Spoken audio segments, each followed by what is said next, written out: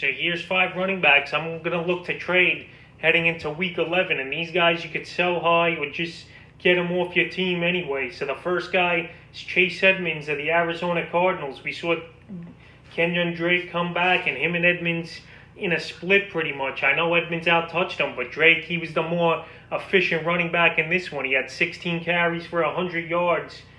Was Drake in week 10 versus Buffalo. Now versus Seattle Thursday night, Edmonds. If your trades are still going on in your leagues, this is the time to get rid of him because they're going to split back there. And Drake, he's going to get all the goal line carries as well. Edmonds, in his 2 starts, he only had 12 and then 10 points last week. So Edmonds, he's owned in a bunch of leagues, managers that's going to still need running backs. But Edmonds, he's a number 2 to flex running back right now. And if you could get good value for him, where people think he's still going to be the man 100% over there, go out there and trade Edmonds. The second guy on this list to trade is Ronald Jones of the Tampa Bay Bucks. I know Jones, he had the monster game, the 98-yard touchdown scamper, 198 yards total with the touchdown. But if it wasn't for that 98-yard touchdown, he would have had 21 carries for 100 yards and for 95 yards and a touchdown, which is still a decent game. But now Jones, he took the lock, it looks like, in the backfield for Tampa Bay. Fournette was a non-factor. Fournette, he doesn't have the power this year, running through the tackles and stuff. Jones, he'll be the man there now. And now his values are the highest it's going to be is Ronald Jones after coming off a 25-point fantasy game. Still, he's not getting the catches out of the backfield. Another fumble, which I thought was going to lead to his benching, but Fournette's been so bad running the ball and out of the backfield that they can't bench Jones even with the fumbles. Fournette, he'll be the third down back and passing down back on most downs.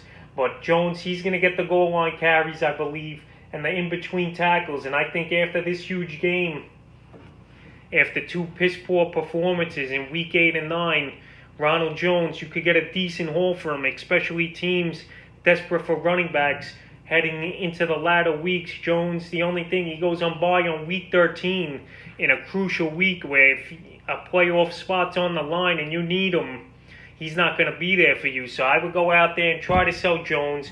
Like I said, his value's at its highest right now, and you could get a decent receiver or running back about the same with more upside for him at this point. The third guy I'm looking to trade off heading into Week 11 at running back is Darrell Henderson of the Los Angeles Rams. He's been on this list a few times, and he's on it once again here. Like I said in videos in previous weeks, I think Cam Akers is going to start to get the work after the bye week, and that's exactly what happened in this ball game. Akers led the backfield in carries. Henderson, he still got the touchdown in this game, but his numbers were mediocre once again.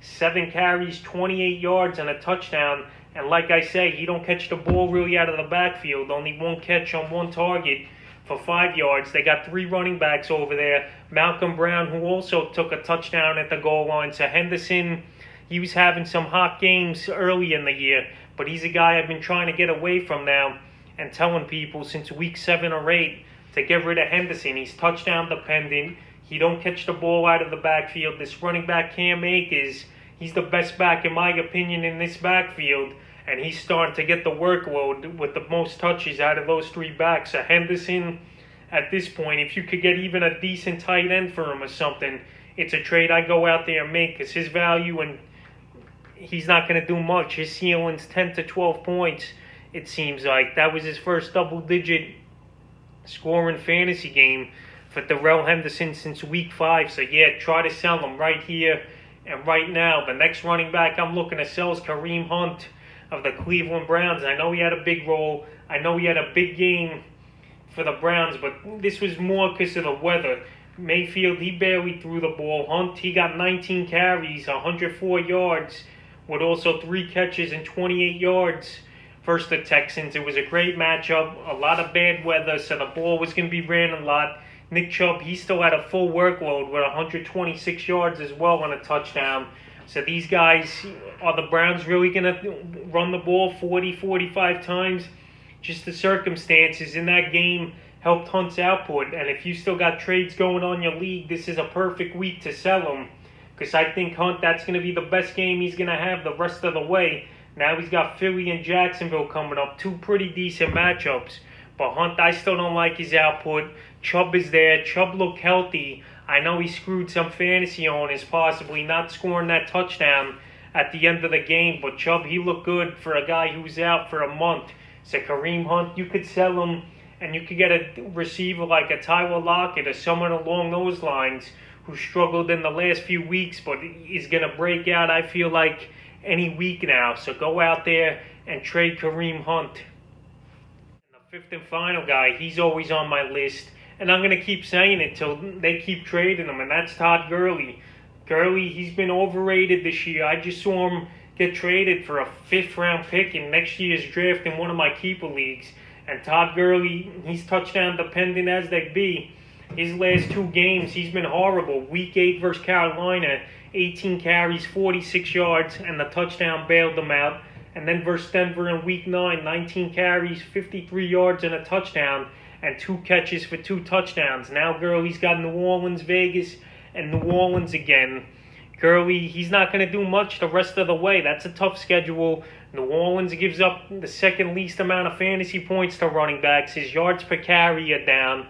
His touchdowns are at 9. If you cut that off to 6 or 7, Gurley, he wouldn't even be in the top 20 in fantasy points for running backs. Right now, he's 10th or 11th, I believe. But this is the time to sell him. And this guy who got the 5th-round pick for him, that's a great deal. He wasn't going to keep Gurley. He sold him off, and he got a good pick. And those are the type of trades I say you got to try and make. Gurley, I traded him a few weeks ago for Keenan Allen, and that trade, that looks like that's helping me in a big way. Allen's putting up the points. They're going to throw a lot, but anyway, that's the type of trade. Trade Gurley for a good receiver, because his value's plummeting each and every week. And that knee, I don't know how much longer it's going to hold up. I say it every week. But Gurley, he's got a good backup over there, and Brian Hill, who could easily take the workload, and a better receiver out of the backfield than Gurley. So if the right trade's out there, you trade Gurley for a pretty good receiver like a T. Higgins, a Boyd, or Allen like I did. So go out there and sell Gurley. So that's 5 running backs I'm looking to trade and sell off heading into Week 11.